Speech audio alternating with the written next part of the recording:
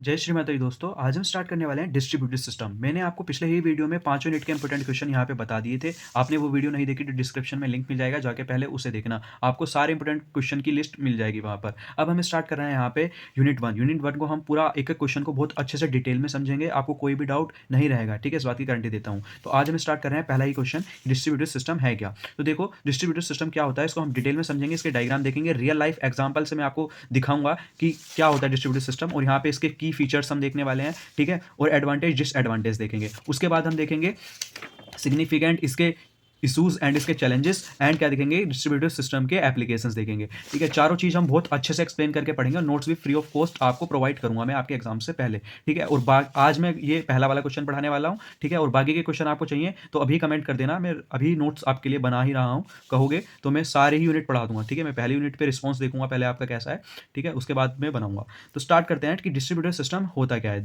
तो देखो दोस्तों, डिस्ट्रीब्यूटेड सिस्टम को मैंने बहुत ईजी लैंग्वेज में बना के लिखा है, ठीक है? जिससे कि आपकी समझ में आए। यहाँ पे मैंने गीक्स फॉर गीक्स या किसी वेबसाइट का बिल्कुल ए टू जेड पढ़ा के यहाँ पे नहीं लिखा, कर रहे हैं लोग ऐसे भी, लेकिन यहाँ पे मैंने अपनी लैंग्वेज में नोट्स बनाए हैं क्योंकि मुझे खुद को समझ आने चाहिए, किसी को दिखाने के लिए नहीं बनाए, ठीक है?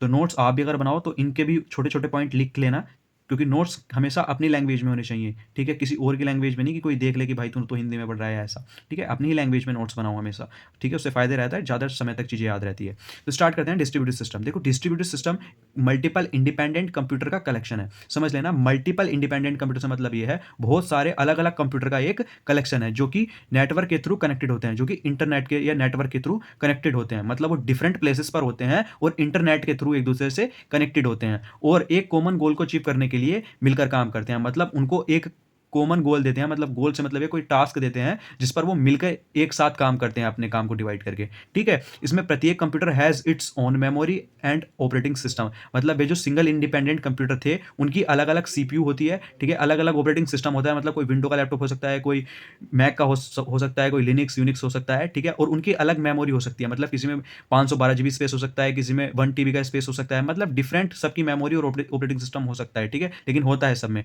ठीक है?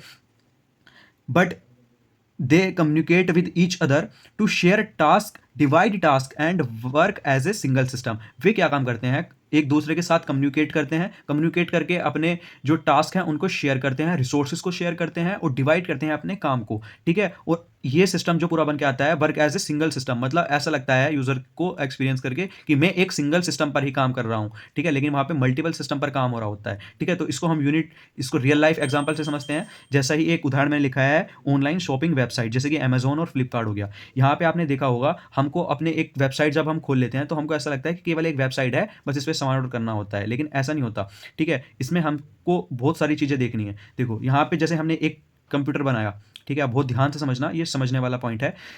जब आप अमेज़न पर कुछ सर्च करते हैं तो ये एक डिस्ट्रीब्यूटेड सिस्टम का एग्जांपल है। कैसे? जैसे आपका एक कंप्यूटर है सामने, ठीक है? आपने अमेज़न की साइट खोली, उसके बाद आपने कोई भी प्रोडक्ट सर्च किया, जैसे कि मैंने यहाँ पे किया है आईपैड। अब आईपैड जैसे ही सर्च किया, वो नेटवर्क के पास चीज़ें जाएगी कि भाई इसने क्या सर्च किया है, नेटवर्क के पास जाएगी, तो वहाँ पे आईपैड आएगा, तो वो मल्टीपल डिस्ट्रीब्यूटेड जो कंप्यूटर है वहाँ पे उनके पास भेजेगा। सबसे पहले एक कंप्यूटर के पास जाएगी, वो क्या करेगा, कुछ कंप्यूटर आपके सर्च को प्रोसेस करेंगे कि भाई आपने यहाँ पे सर्च किया क्या है, ठीक है? और कुछ आईपैड की अवेलेबिलिटी को चेक करेंगे कि भाई आईपैड अवेलेबल है भी नहीं, ठीक है? और कुछ क्या करेंगे, पेमेंट प्रोसेस को प्रोसेस करेंगे कि पेमेंट कैसे लेनी है, पेमेंट आई कि नहीं आई, ठीक है? तो ये काफ़ी सारे एक वेबसाइट पर ही मल्टीपल सर्वर्स या मल्टीपल कंप्यूटर एक साथ काम करते हैं, जिससे कि उस वेबसाइट को आसानी के साथ मैनेज किया जा सके, ठीक है? क्योंकि जो ये बड़ी-बड़ी शॉपिंग वेबसाइट हैं जैसे अमेज़न, फ्लिपकार्ट, यहाँ पे बहुत ज़्यादा ट्रैफ़िक जाता है। अगर यहाँ पे हम एक सिंगल लैपटॉप की मदद से इसको कंट्रोल करना बैठें, तो वेबसाइट क्रैश कर जाएगी। तो यहाँ पे हम डिस्ट्रीब्यूटेड सिस्टम का यूज़ करते हैं, जिससे कि जो हमारा लोड है वो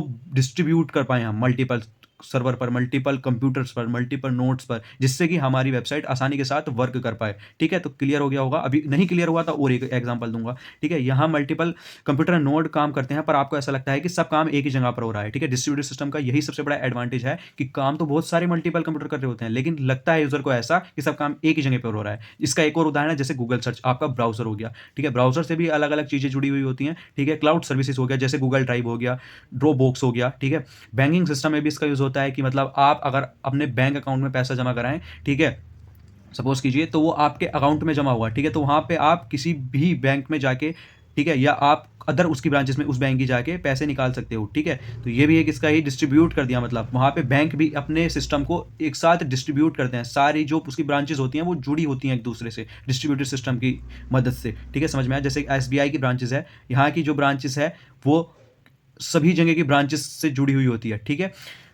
अब यहाँ पे डायग्राम देखना इसका। अब यहाँ पे 4 मैंने इंडिपेंडेंट कंप्यूटर लिए सबसे पहले, ठीक है, इतना समझना जैसे मैं समझा रहा हूँ। 4 इंडिपेंडेंट कंप्यूटर हैं, ठीक है। अब इस इंडिपेंडेंट कंप्यूटर में क्या क्या चीज़ है? सबसे पहला हमारा CPU है, ठीक है, ऑपरेटिंग सिस्टम है और मेमोरी है, ठीक है, समझ आई बात। अब ये क्या कर रहे हैं, कंप्यूटर नेटवर्क के थ्रू एक दूसरे से जुड़े हुए हैं और यहाँ पे अपने रिसोर्सेज को शेयर कर रहे हैं और एक साथ वर्क कर रहे हैं एक गोल को कंप्लीट करने के लिए। तो ये हमारा क्या हुआ, एक डिस्ट्रीब्यूटेड सिस्टम हुआ, जहां पर एक नेटवर्क के थ्रू मल्टीपल इंडिपेंडेंट कंप्यूटर जुड़े हुए होते हैं और एक कॉमन गोल को अचीव करने के लिए मिलकर काम करते हैं। यह हमारा डिस्ट्रीब्यूटेड सिस्टम कहलाता है। समझ आई बात।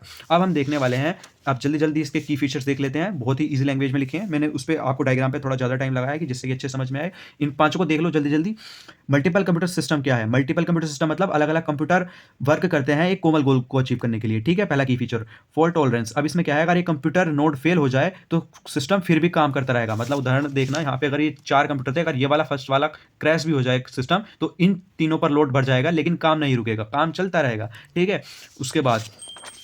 उसके बाद आएगा स्केलेबिलिटी, मतलब यहाँ पे सिस्टम में इजीली नए नए अधिक सिस्टम ऐड कर सकते हैं। यहाँ पे 4 जुड़े हुए थे, हम 5वां छठा भी फ्यूचर में ऐड करना चाहें तो कर सकते हैं। उसके बाद रिसोर्स शेयरिंग, मतलब सारे कंप्यूटर अपने रिसोर्स डेटा फाइल शेयर करते हैं, ठीक है, एक दूसरे से। ट्रांसपेरेंसी, यूजर को लगता है पूरा काम एक ही जगह पर हो रहा है, इस यूज लिख दिया मैंने, इसका यूजर कर लेना दोस्तों आप, ठीक है। तो उसके बाद आता है एडवांटेज और डिसएडवांटेज। एडवांटेज में आता है इफिशियंसी, मतलब वर्क फास्ट और ऑर्गेनाइज रहता है इसमें, ठीक है। रिलायबिलिटी, एक सिस्टम फेल होने के बाद भी काम चलता रहता है। स्केलेबिलिटी, फ्यूचर में सिस्टम को एक्सपेंड करना इजी होता है। कॉस्ट इफेक्टिव, रिसोर्स शेयर करने के बाद करने की वजह से कॉस्ट इफेक्टिव भी होता है। स्टार्टिंग में महंगा भी है लेकिन हर किसी के लिए कॉस्ट इफेक्टिव नहीं है, लेकिन जितना बड़ा हम इससे टास्क करते हैं उस हिसाब से देखा जाए तो कॉस्ट इफेक्टिव है, वरना एक्सपेंसिव है छोटे कामों के लिए अगर हम डिस्ट्रीब्यूटेड सिस्टम का इस्तेमाल करने लगे तो।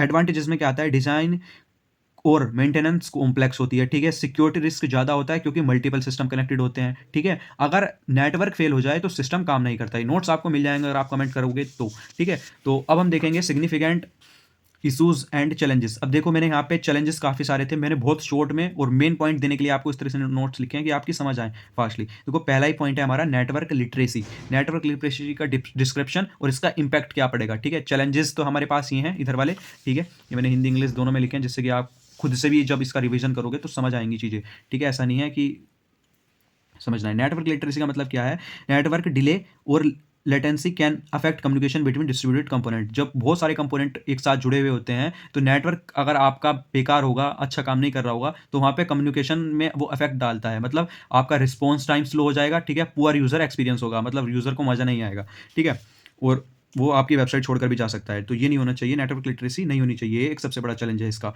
ठीक है। Security and privacy, protecting user information unauthorized access, मतलब अनऑथराइज्ड एक्सेस से आपकी इन्फॉर्मेशन को प्रोटेक्ट करना भी इसका एक चैलेंज और इशू है, ठीक है। Risk of data branches unauthorized access, मतलब हैकिंग का रिस्क यहाँ पर हो सकता है, ठीक है। उसके बाद हम देखेंगे data consistency, ensure all nodes have same version of data, मतलब इनकंसिस्टेंट डेटा में लीड और एरर इन कैलकुलेशन और रिपोर्ट्स, ठीक है। इनकरेक्टेड डेटा से आपकी आपकी जो डेटा है उसमें एरर्स और कैलकुलेशन रिपोर्ट में एरर आ सकते हैं, ठीक है। उसके बाद हम आता है फॉल्ट टॉलरेंस, इसमें भी यही है कि ensure system contain function even if node और कंपोनेंट फेल, ठीक है। इसका भी यही है, मतलब अगर आपका एक सिस्टम फेल हो जाता है तो सिस्टम डाउन टाइम और थोड़ा सा जो अलग 3 जैसे 4 सिस्टम का उदाहरण लिया था मैंने, तो 3 सिस्टम पर ज़्यादा लोड आ जाता है, ठीक है। तो ये भी एक इसका इशू है। उसके बाद स्केलेबिलिटी, स्केलेबिलिटी में क्या है, सिस्टम को इजीली ग्रो कर पाना जब नए कंपोनेंट ऐड करने होते हैं। स्केलेबिलिटी में आता है सिस्टम ग्रो ना करने पर वो स्लो व कॉम्प्लेक्स हो सकता है, ठीक है। उसके बाद कॉम्प्लेक्सिटी, कॉम्प्लेक्सिटी में आता है मल्टीपल नोड्स को मैनेज करना जो कभी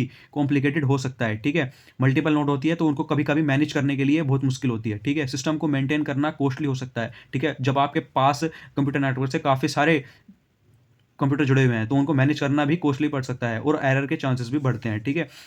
लोड बैलेंसिंग, इसमें क्या आता है, वर्कलोड को इवनली डिस्ट्रीब्यूट करना ताकि कोई नोड ओवरलोड ना हो जाए। जैसे यहाँ पे हमने 4 कंप्यूटर ले रखे थे, ऐसा नहीं होना चाहिए कि फर्स्ट वाले पे ज़्यादा लोड पड़ गया, चारों पे इक्वली चीज़ों को डिवाइड करना, ये भी हमारा एक क्या है, लोड बैलेंसिंग में आता है। ये एक इशू और चैलेंज है हमारे लिए, ठीक है। अगर लोड बैलेंस ना हो तो नोड स्लो हो सकती हैं, ठीक है। एक ही कंप्यूटर पर ज़्यादा लोड आ जाए तो वो स्लो हो जाएगा, ठीक है। और उसके बाद आता है मेंटेनेंस ओवरलोड, इसमें क्या आता है, अलग टेक्नोलॉजीज यहाँ पे आता है अलग टेक्नोलॉजीज नोड को कम्युनिकेट करने में प्रॉब्लम करता है। ठीक है, यहाँ platform can not interact smoothly. ठीक है, यहाँ पे ये है, अगर आप अलग अलग नोड पे को एक दूसरे के साथ अलग अलग टेक्नोलॉजी से कम्युनिकेट करा रहे हो, तो वहाँ पे क्या होगा, स्मूथली इंटरेक्शन नहीं होता। ठीक है, वो कब होगा, जब आपकी मतलब सेम टेक्नोलॉजी पर आप वर्क कर रहे हो। उसके बाद आता है मेंटेनेंस ओवरलोड, काम करता है लेकिन स्मूथली काम करता है अपने ही सिस्टम के साथ।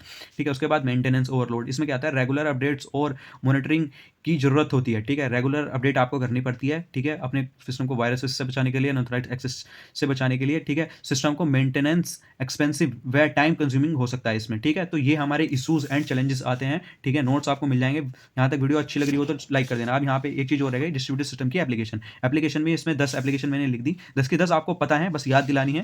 ठीक है, तो यहाँ पे पहले क्या है, क्लाउड कंप्यूटिंग आपको बताइए। क्लाउड कंप्यूटिंग जैसे गूगल क्लाउड हो गया, ठीक है, आपकी गूगल ड्राइव हो गई, ये भी सब एक ही ऐसा ही सिस्टम है। ठीक है, अमेजॉन क्लाउड, AWS, जहाँ मल्टीपल सर्वर एक साथ काम करते हैं। ठीक है, उसके बाद ऑनलाइन शॉपिंग वेबसाइट हो गई। ठीक है, website like Amazon, Flipkart distributed system का ही यूज़ करते हैं। ये क्या करते हैं, डिस्ट्रीब्यूटेड सिस्टम का यूज़ कर रहे हैं। तो इसकी एप्लीकेशन है जहाँ इन्वेंटरी मैनेजमेंट, पेमेंट और शिपिंग अलग अलग सिस्टम हैंडल करते हैं। ठीक है, हर एक सिस्टम, हर एक नोड या डिवाइस का काम होता है अलग अलग चीज़ों को मैनेज करना। ठीक है, उसके बाद social media platform, Flipkart, Instagram, ये हो गया, गूगल इंजन जैसे गूगल क्रोम हो गया। ठीक है, ब्रेव, ये सब इसी तरीके के बैंकिंग सिस्टम हो गए।